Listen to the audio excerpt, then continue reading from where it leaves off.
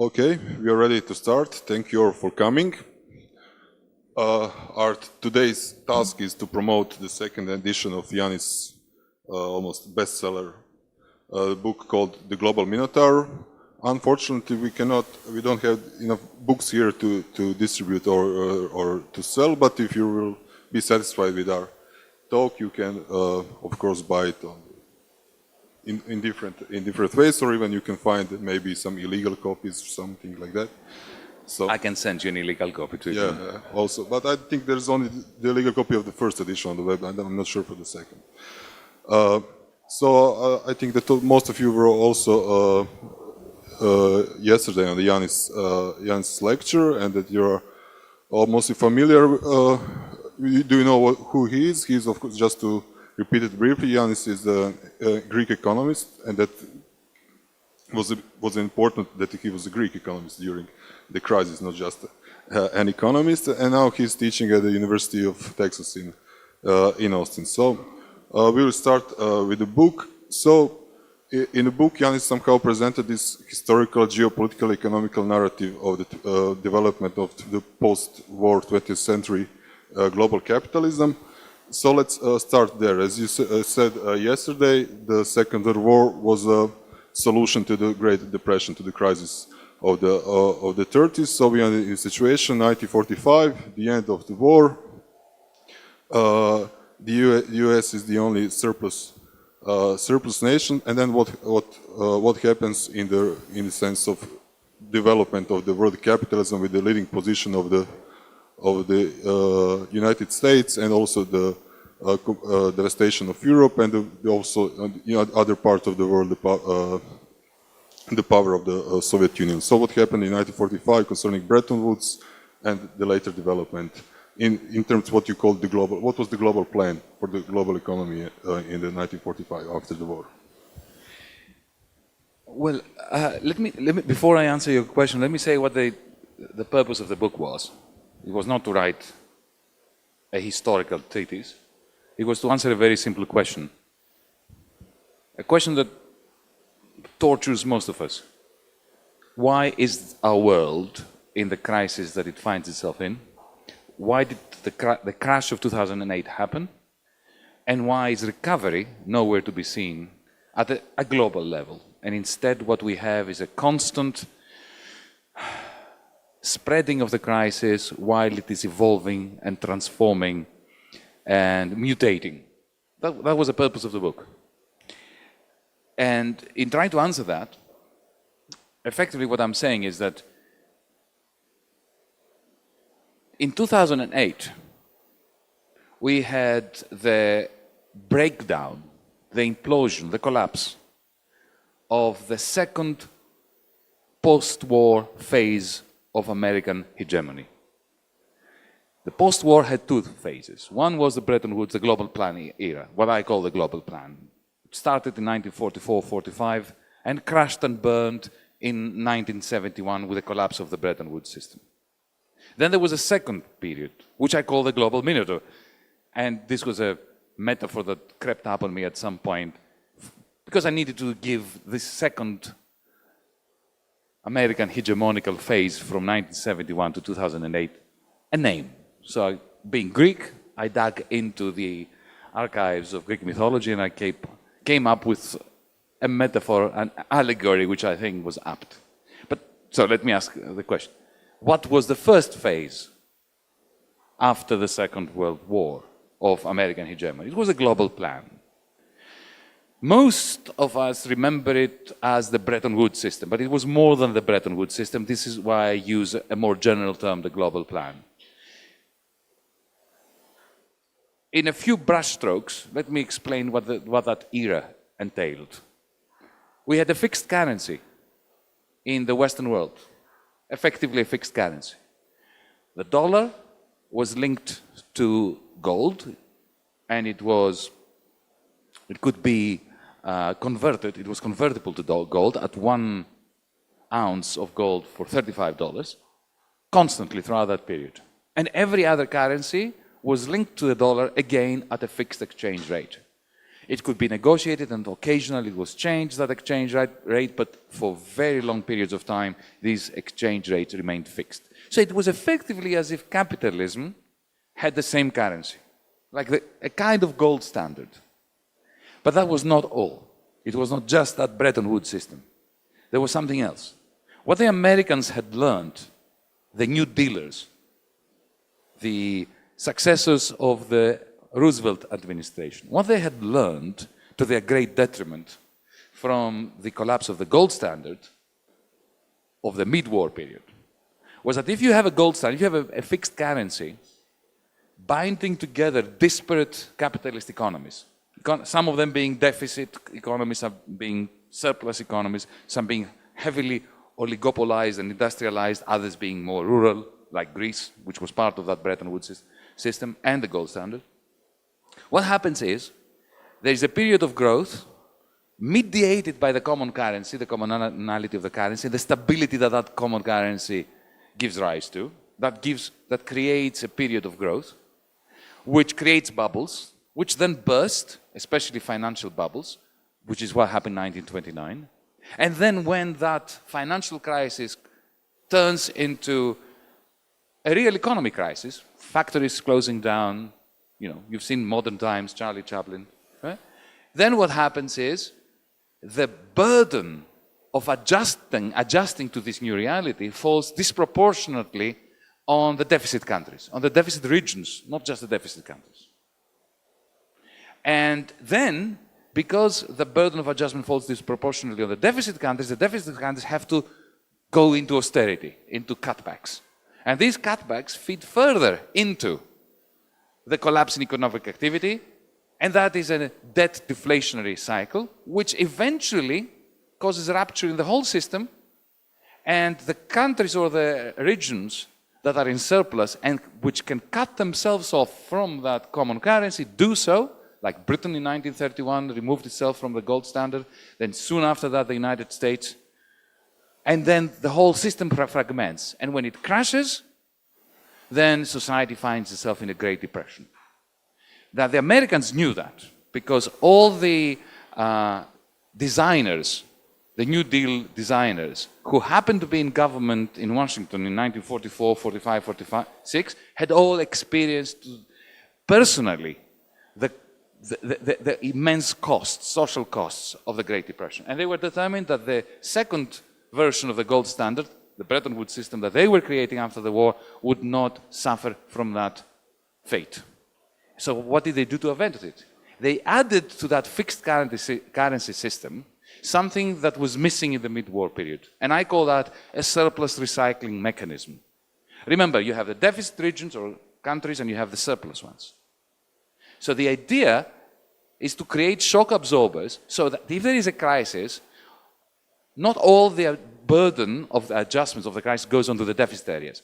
To ensure that that wouldn't happen, the Americans were determined to take surpluses from the surplus regions and transfer them constantly to the deficit regions in order to bolster in the deficit regions the demand for the goods and the net exports and the surpluses of the surplus regions, therefore closing the loop and creating a sustainable recycling system, something that capitalism, based on markets alone, cannot do. This is what the New Dealers understood. Now, what was the surplus recycling mechanism of the global plan area? It was very simple. The Americans, the American administration, beginning with the Marshall Plan, but that was just one example of many, which I won't bother you with now, effectively, for the first 15 years of that global plan, from 1949 to 1964, took 70% of American profits, of American surpluses, and recycled them in Germany, in France, in the rest of Europe, and in Japan. Not out of philanthropy, but because they were enlightened, selfish policymakers, combination of enlightenment and selfishness, who understood that it was in the interest of American corporations that the Germans and the French and the Japanese have the capacity to purchase their cars and their refrigerators and their fighter planes, to add another dimension to it. That system worked perfectly well from the perspective of these policymakers, in the sense that capitalism had its golden era during those years.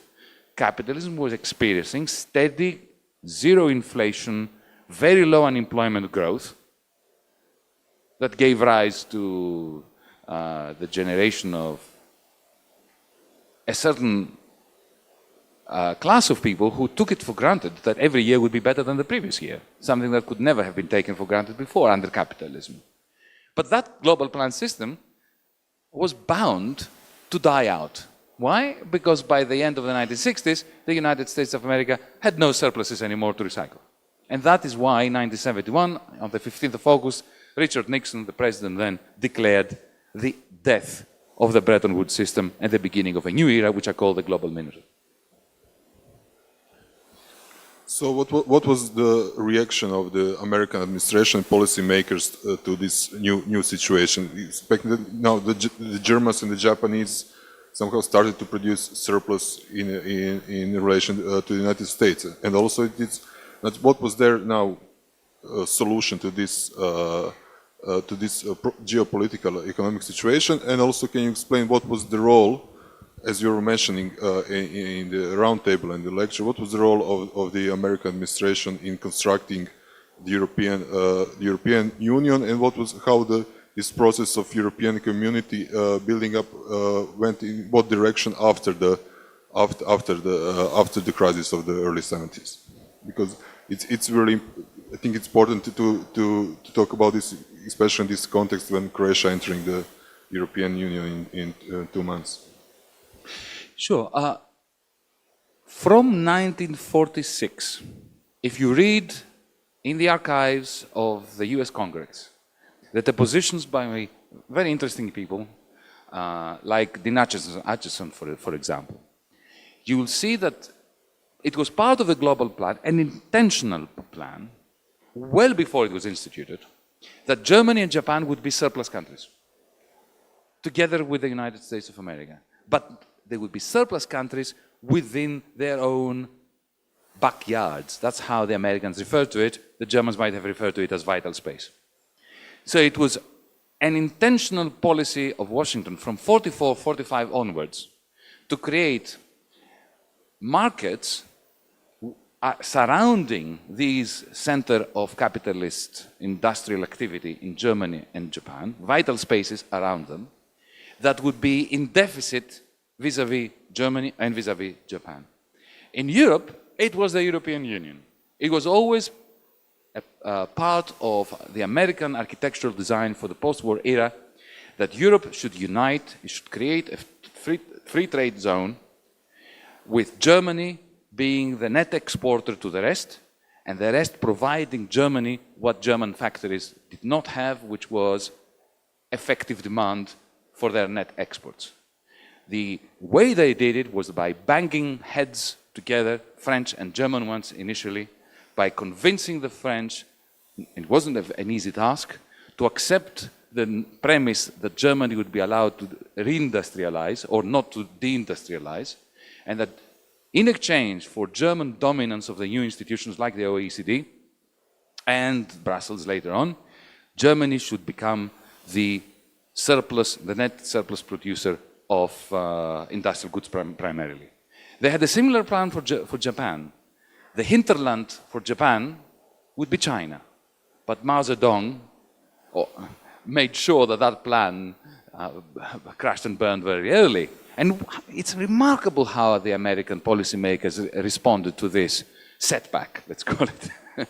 They decided, since Japan cannot have a hinterland, unlike Germany, that had Southern Europe, that had France, that had the rest of the what became the European Union, they decided, okay, well, we'll be their hinterland.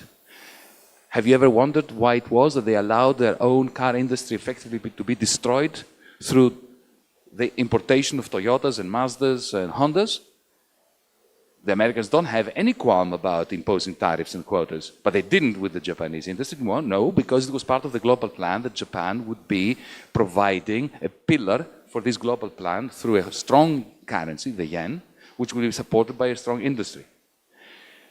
So it was not just that America would have surpluses. There were in their estimation, there would be one large pillar, which would be the dollar zone, and then there would be a yen zone and a Deutschmark zone. The yen and the Deutschmark zones would be supported by surplus industrial sectors in these two countries, whose goods would be eaten up, gobbled up by vital spaces surrounding them, while the American corporations would retain, especially through the dominance and the exorbitant privilege of having the reserve currency of the world, the dollar, and the globalization of American business, especially oil companies and the defense industry, they would maintain a global surplus position vis-à-vis the rest of the world. And now the architecture of the global minotavър as a reaction to the changed circumstances.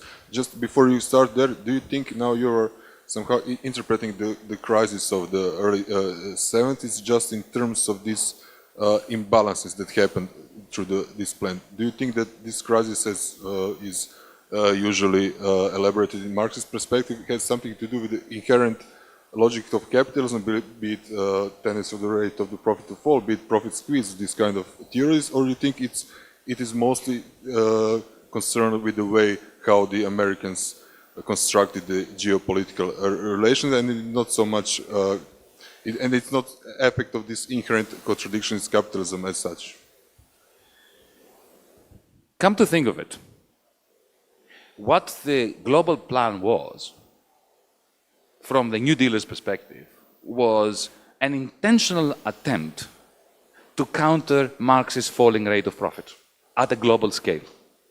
It was an attempt to go beyond the market, to introduce extra market interventions in the global capitalist economy in order to ameliorate for what Marx described as the endemic crisis dynamic of capitalism and the falling rate of profit. By recycling profits from the United States to Europe and to Japan, and then within Europe and even within Japan, between different sectors, between the industrial sector and the agricultural sector in Japan, and through national economic planning that they allowed for and even encouraged, almost Soviet Gosplan planning in Japan, American New Dealer policymakers were trying to prove to Marx, it was as if they were not trying, but it was as if they were trying to prove to Marxists that they can actually plan capitalism in a way that prevents the falling rate of profit from undermining it. And for a while they managed it. But the only way of understanding the collapse of the welfare state and the shift to neoliberalism is through a Marxist perspective, because what happened was these attempts by American policymakers effectively failed in the end.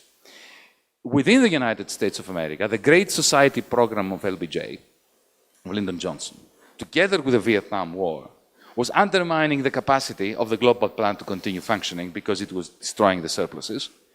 At the same time, American corporations, partly also due to their globalization, were increasing the rate of falling profits within the United States, creating a profit squeeze. There's no way you can understand the collapse of the social democratic consensus, the Bevanite consensus in Britain, until we see it from a Marxist perspective, that the profit rate had effectively turned negative in the United Kingdom. But in the context of my story, what happened was at some point, this attempt institutionally and through a global economic plan to manage capitalist crisis, or the tendency of global capitalism towards crisis, at some point they realized they couldn't do it anymore.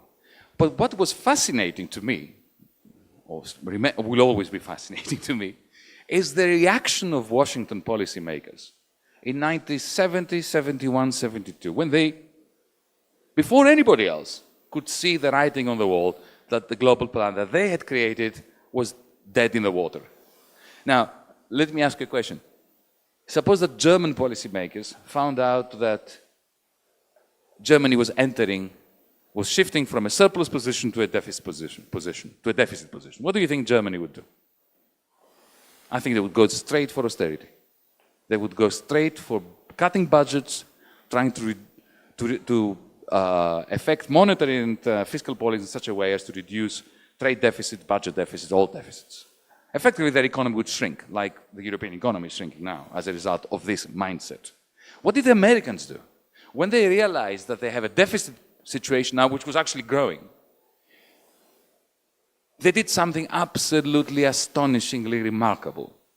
They decided that the solution to the deficit problem is to enhance their deficits, to make them grow, and to make them grow at an increasing rate. Now, that is an astonishing conception. And how am I backing up this story? Well, Paul Volcker was a young man who worked for Henry Kissinger before Henry Kissinger became the foreign minister, Secretary of State for the United States, when he was still National Security Advisor. And Volcker was working for him, and Kissinger asked Volcker, who was a young banker, to come up with an idea as to how could American hegemony be expanded when the deficit is increasing. And Volcker wrote a 3-page report, which actually I've read. It was very difficult to get, and you cannot find it anywhere, even on the internet. I have it in a manuscript form that was given to me by a friend in America some time ago, which is perhaps the most remarkable statement of the 20th century. Oh, well, I'm exaggerating, but you know what I mean. In it he said, well, if we can't remain hegemonic, that's the word he used. Huh? No, that's not a left-wing text, it's Volcker. If we can't remain hegemonic by handling, was the word he used, our surpluses, we should do it by handling other people's surpluses. And that's the global minotavър. Effectively, what America did was to say, okay, well, we don't have a surplus anymore, so we can't recycle it, but we can recycle everybody else's surpluses and retain our hegemonical position through that. And this is the very first time in human economic history, or history in general, that an empire is expanding its realm and its power and its strength and vitality by expanding its deficits. Usually, when an empire enters into deficit, it's the beginning of its decline. Not in the case of the United States. So that is what I'm trying to do. This is the story of the book.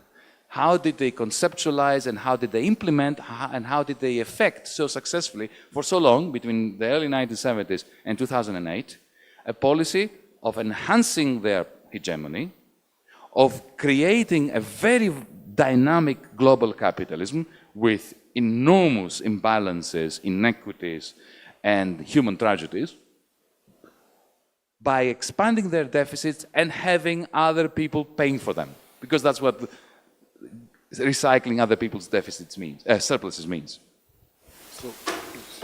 So before we come to the current crisis, just can you elaborate a little bit, because you are mentioning in a book the effects of the Volcker shock that had on the Eastern Bloc, especially Yugoslavia and Poland, and the debt crisis, how this crisis is also connected with the debt crisis of the Third World. Because also, as I mentioned, because the question of European Union, because it is interesting here to analyze the process of disintegration of the Eastern Bloc from this perspective of its involvement in a global market, because that kind of elaborations and narrative are not so.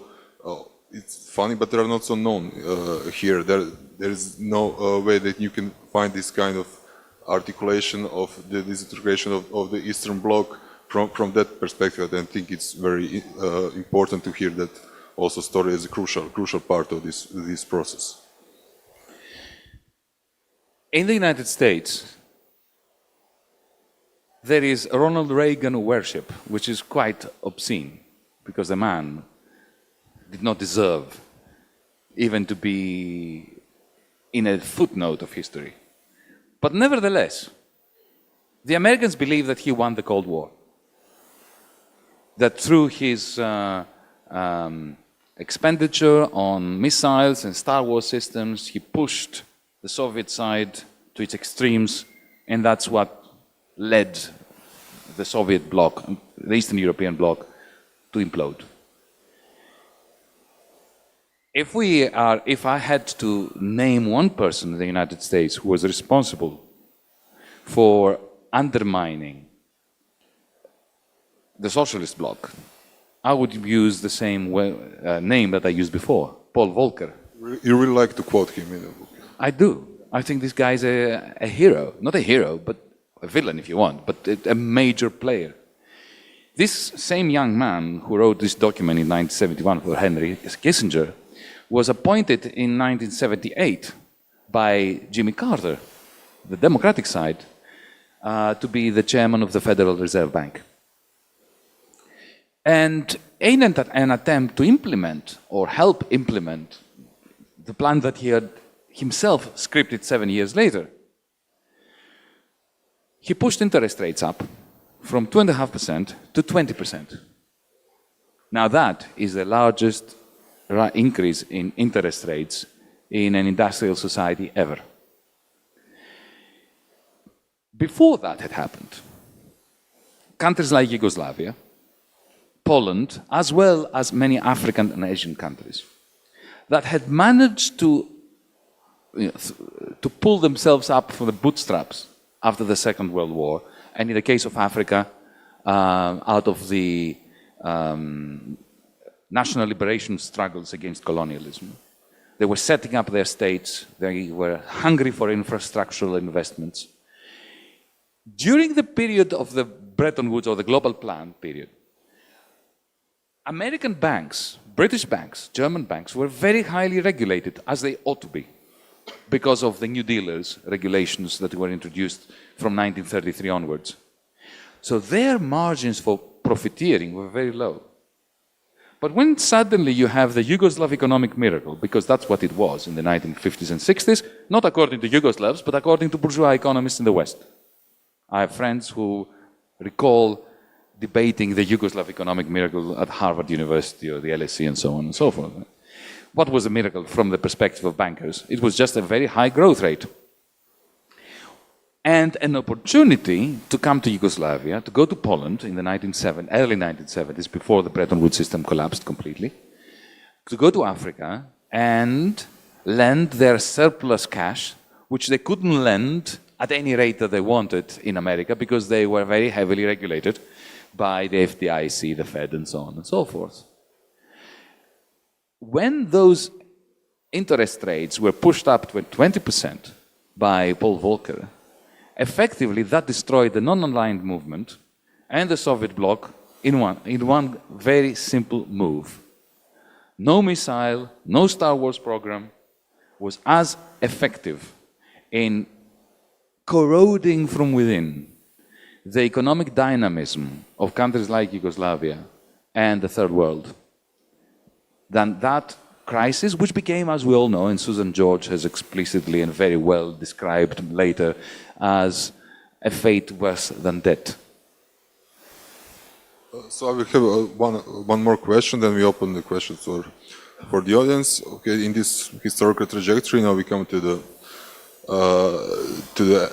it's called epilogue till now, the current crisis. And do you still think that your metaphor of global minotaur still works after the 5 years of the crisis? And also, just can you explain a little bit this trajectory of how there's lots of explanations how it took so long, 30 years, to postpone the inevitable crisis of the 70s, to postpone it in the sense that it lasted, that the collapse just came 30 years after it. And also the question how the euro crisis was connected with these global mechanisms of producing crisis, and what was the specificity of the euro crisis because of its monetary structure and stuff. So I think, just to finish this historical way, and then of course audience can ask what they want, but maybe we can then debate about these political economic solutions. Now, very briefly, what happened with after the early 1970s, this plan by people like Volcker, but not just Volcker, to expand American hegemony by expanding the deficits, was based on a very similar idea, the reversal of what was happening under the global plan. So under the global plan, America, especially after the Second World War, was the surplus country. It was the only serious surplus country around the world. All the others were in ashes, right? And their idea was that they would recycle their surpluses to Europe and to Asia to create demand for American goods in order to perpetuate the surplus position of the American state, the American economy. When that died in 1971, they reversed that. So what happened was this. America operated like a huge vacuum cleaner. It was sucking into the American economy the exports of the German factories, of the Japanese factories, and later of the Chinese factories. The German, Japanese, and Chinese capitalists were accumulating profits from these net exports. But, and that was the brilliance of the Volcker plan, the idea was to create the circumstances in Wall Street such that the German, Chinese, Saudi, Russian later profits would voluntarily stream into Wall Street because they would get better returns there, therefore closing the loop and financing the American deficits. What was not intended by Volcker, and Volcker was exceptionally critical of the Reagan administration and Greenspan who took over from him, was that they did not see the effect of financialization in destroying this system. So the tsunami of capital that was coming from the rest of the world to Wall Street allowed Wall Street bankers to leverage this money up. If you give, it was about between $3 and $5 billion a day net that was flowing into Wall Street on average during those 30 years. 3 to 5 billion net a day. That is a lot of money. If you give those billions to bankers for a few minutes every day, not hours, I bet you, trust me, they will find ways of making it multiply. This was financialization. You get $1, and through lending it a million different times, especially when you devise the process of securitization and toxic derivatives, you make that, take $1 and you make it 100. This financialization, it was put it very simply, it was like giving a license to Wall Street to print their own private money on the back of the tsunami of capital that was coming in from the rest of the world. This financialization led from, let's take just 2 points in time. In 2000, for every dollar that was issued by the Fed, financialization in Wall Street and the City of London was creating $100. By 2007, for every dollar that was issued by the Fed, financialization was producing $1.2 million. So it was like, you know, the planet was not big enough for these huge pyramids of toxic money. And like all pyramids, their fate at some point involves a collapse. They collapse under their own hubris. When that happened, and this is what happened in 2008, that recycling mechanism simply broke down. Now, you asked me about what has been happening since 2008. In 2008, 2009, American demand for German, Japanese, and Chinese exports fell by 45%. Right? Within 2 years, because of Ben Bernanke's policies in the Fed of effectively pumping trillions in order to refloat the bubble of the financial system, the trade deficit, the budget deficit of the United States increased even beyond what it was before 2008. However, if you look at trade data, you will see that American demand for German goods is 25% down today compared to 2007. For Chinese goods, 30% less. For Japanese goods, 60% less. That gives you an idea as to why you have this crisis of realization in Marxist terms at the global level, why you have recessionary forces, recessionary winds blowing all over the planet. The European Union, and in particular the Eurozone, was a construct which was predicated upon the continuation of that recycling mechanism. The way we create, what did we do in Europe really? We created a gold standard by creating the Eurozone, a fixed currency amongst our countries without a surplus recycling mechanism within us. what happened in the 1930s, therefore, was bound to happen in the Eurozone the moment a large-scale financial crisis happened, just like it happened in 1929. The New Dealers knew that. So the New Dealers always believed that if you are to create a fixed currency, you need to add to it a surplus recycling mechanism. Europe didn't. Europe repeated the mistake of the 20s of creating a gold standard in Europe, the Euro standard, without a surplus recycling mechanism. Now that was fine while the American deficits and Wall Street financialization were creating demand for the net exports of the surplus countries within the Eurozone, because that demand created profits. Part of those profits, 70%, ran back to Wall Street to satiate the global minotaur, as I say. But 30% of these German profits were going to the European periphery, to Greece, to Ireland, to Spain, creating bubbles there that were maintaining demand for Mercedes-Benzes and therefore closing the circle. But the moment that the American economy's capacity to recycle other people's surpluses crashed and burned in 2008, that vessel that we call the Eurozone was bound to go through a process of disintegration like that of the gold standard in the 1920s and 30s. Why? Because the gold standard and the Euro standard have one thing in common. They do not contain shock absorbers. They don't contain the surplus recycling mechanism, which the New Dealers knew was essential, and which Paul Volcker knew to be essential too. Okay, now I'd like to open the floor for the questions. Just, when we were talking to Srečko a year ago about inviting you here, we were planning to do it in combination with another Greek economist, Kostas Lapavitsis, to stage this ultimate debate on the Greek solution, but Kostas couldn't come. But I know there are here a few people who would like to play the role of Kostas, so please, there are two questions. Tony and another one. There is the mic. Right, so imminent critique, let's start with what you said. Gold standard in Eurozone is repetition of the tiers in 20s and 30s gold standard in US, and the only way to make it happen, to make us overcome those tiers is shock absorbers, so what you call the surplus recycling. Now, can you tell us once more what you said yesterday? What is the plausibility of criteria upon which you base your economic analysis and political decision to stick with euro for Greece?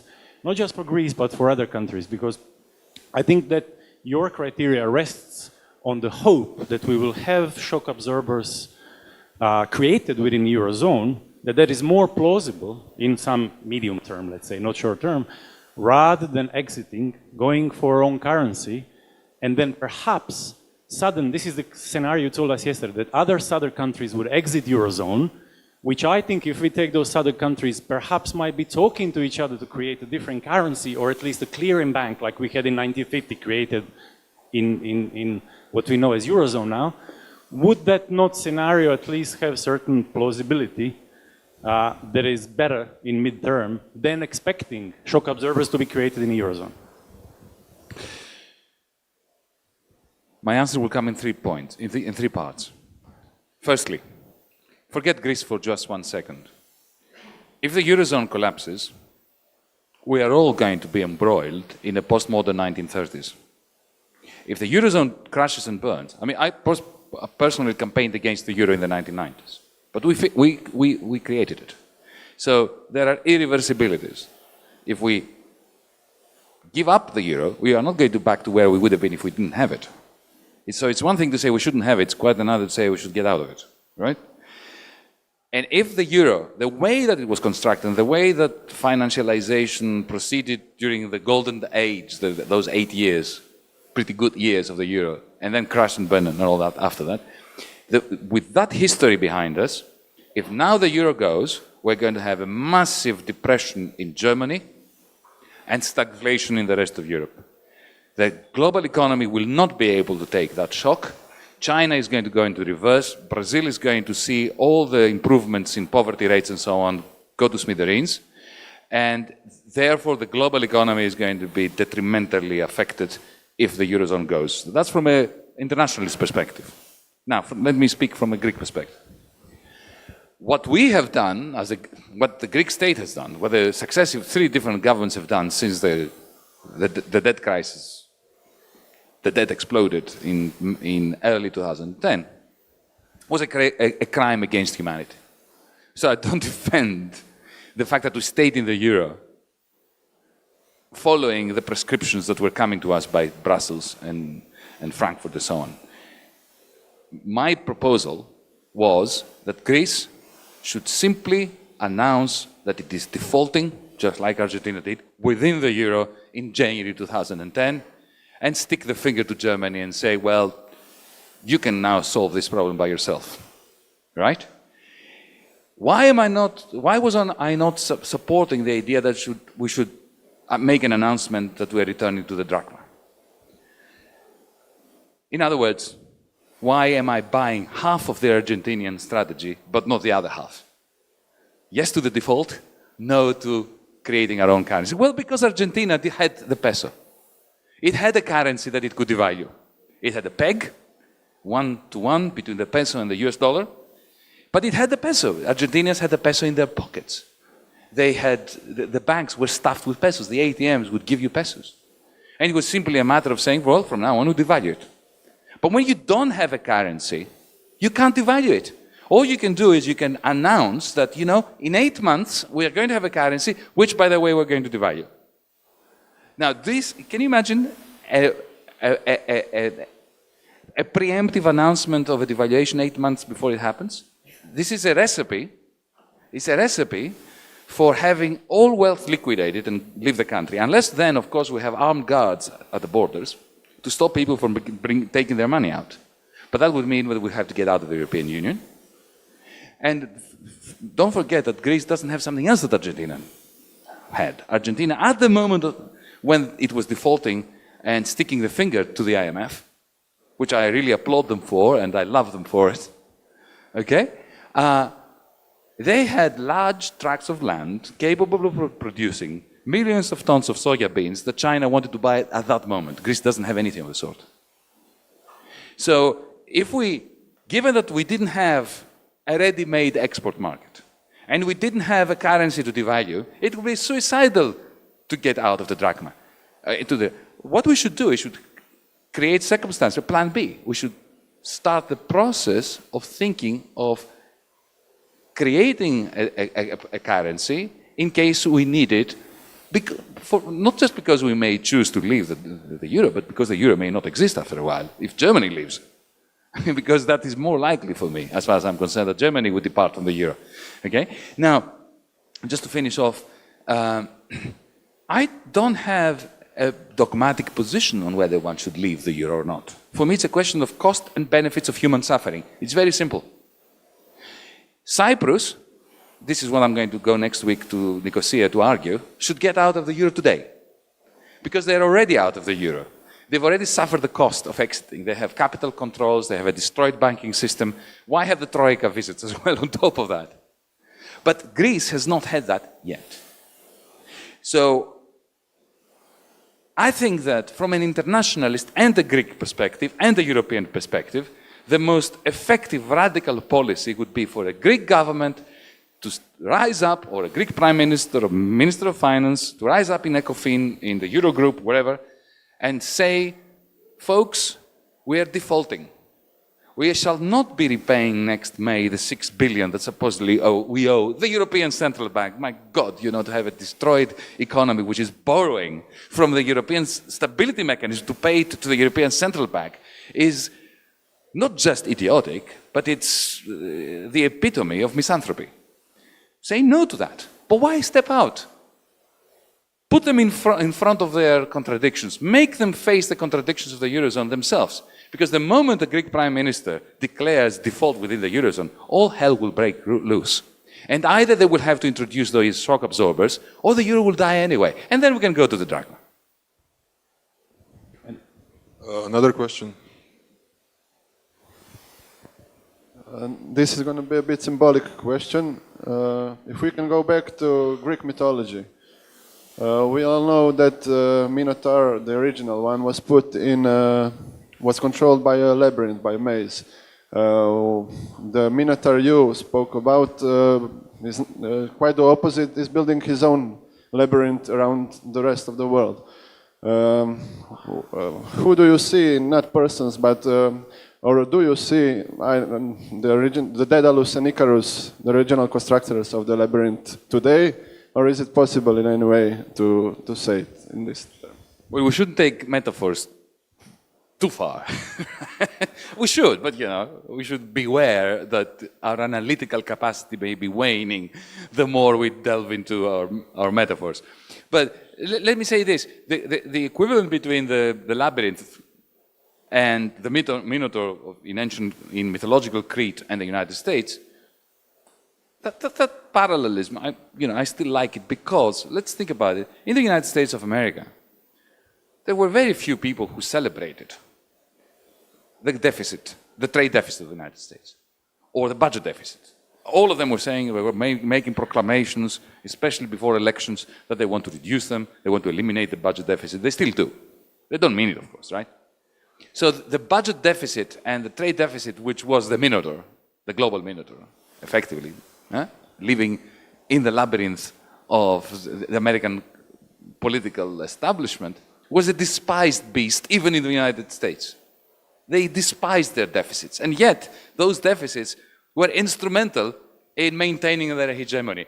Similarly, according to myth, the Minotaur, which was a despised myth, it was a result of incest, the son of the queen, something that a terrible, horrible secret that nobody spoke about upstairs in the palace, and yet it was essential for maintaining the Pax Cretana. So that there. Now, about Icarus and Daedalus, I don't want to go further. That would be taking the metaphor a bit too far, I think. So we have time for one or two more questions. Here. It's coming. Thanks. There was a similar book, although I must confess I didn't read it. Neither I did read your book, but I will read this summer both of them. Similar book, but from different perspective. It was written, probably know, by David Stockman. By whom? David Stockman. Stockman, yeah. He was a budget manager, budget director during the Reagan administration for first mandate and 3 years, and then he resigned. His book is called The Great Deformation. It's now hit in America, and I think it touches the same topic, maybe from different perspective. He's more on Austrian perspective, but you know how Austrians are critical on this subject of deficit and what they think of it. I don't know whether you read the book, but it would be interesting to hear your opinion, how these ideas from different perspectives now have found the point of similarity. And the second, what I wanted to just to mention, or maybe ask you about Greek default. As I know, as I'm aware, Greek already defaulted twice in the last 2 years. And Greek paid 35% to institutional investors and 28% only to private investors for the debt of 150 billion euros. It's much. It's already semi-default, isn't it? Yeah. Okay. Right. Regarding the first point, this is what happens at times of crisis. You make some very strange bedfellows, or you actually find yourself to be in agreement with people that you never imagined you would be in agreement with. So with many people in the Austrian tradition, for instance, they would agree completely and entirely with my argument that Greece should have defaulted immediately, right? Similarly, they have interesting stories. I don't know this book, but I have read similar texts, and I find a great deal of commonality with lots of, neoliberal Republicans in the United States who also find commonality with what I am saying.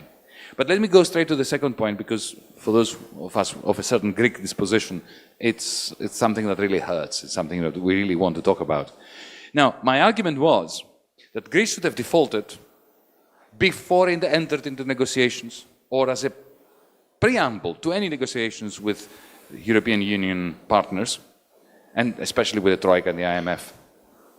You declare default, and then you invite both representatives of finance, international finance, and your European Union partners, say, okay, now, are there any ideas as to how we can minimize the costs to the international banks and to the local banks from our default?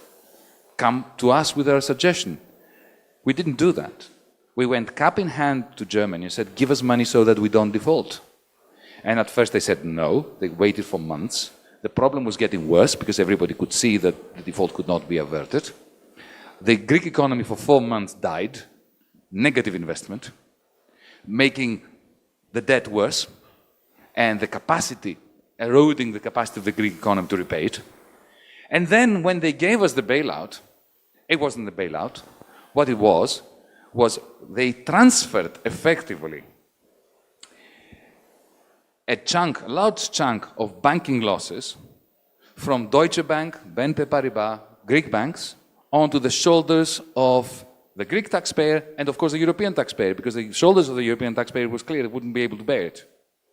So, yes, there was a default, but it happened a year after the bailout loans were given. Effectively, that transfer of losses from the banking sector to the taxpayer happened first. Greece was indebted to the German taxpayer. And then the default that happened was too little, too late, and it affected effectively only the Greek banking sector, the Greek pension funds, and Greek citizens who had purchased some bonds, for their old age.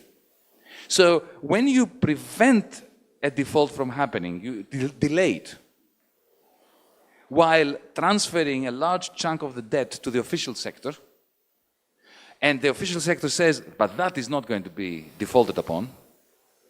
What you do is you create another period of 1 year of negative investment, because everybody knows that this is not a sustainable situation.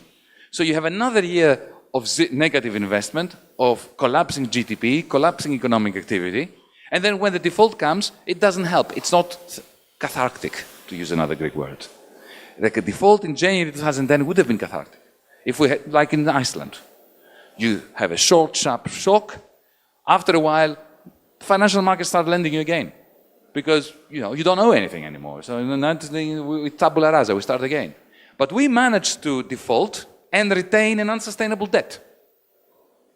Only this time it was the debt to the ECB that does not accept any haircuts. Think about it.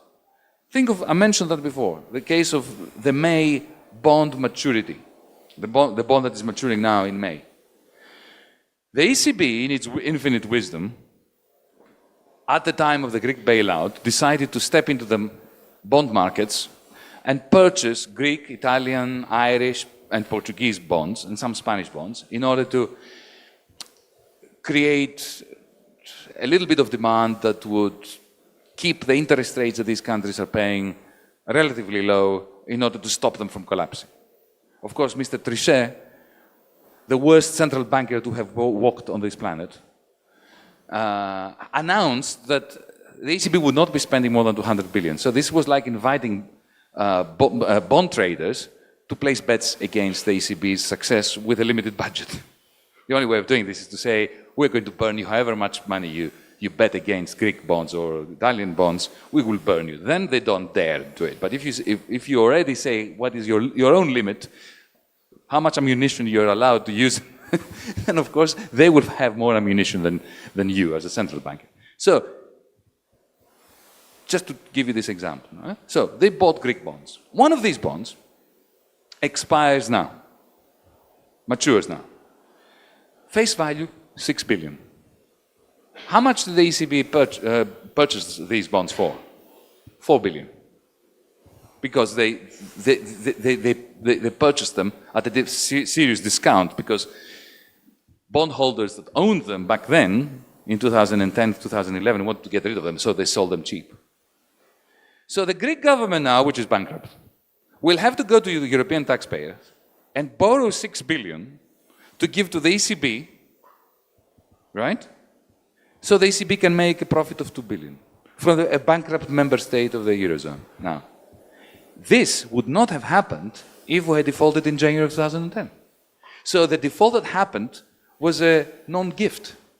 It was part of the problem, not part of the solution. Because if you delay the default and you end up after the default with debts that everybody knows you can't service, it's a fate worse than death. So we have time for one short question here. In one text you wrote, the headline, the abstract was Europe needs hegemonic Germany. Did you think about Germany as powerful country in positive sense, or you thought about some Europe version of USA in terms of all political crimes that were made through the history? Certainly not the latter. No, what I meant was this. The major surplus country in Europe is Germany. Just like in 1944, the major surplus country in global capitalist terms was the United States. The United States designed, as I was saying before, a common currency, the Bretton Woods system. And because they were genuine hegemons who understood that there is a difference between hegemony on the one hand and authoritarianism on the other. A true hegemon provides to his or her subjects that which is necessary to keep them alive so that he can remain a hegemon. The idiot takes everything away from the peasants and then they starve and then they don't produce another harvest. So what I was saying is, if they want to save the euro, they have to appropriate a hegemonical position, which is not the same thing as an authoritarian position, an idiotically authoritarian position, which undermines their own interests. So I'm accusing Germany not of being unfair, but of being stupid. Okay, thank you, Янис. Please applause now.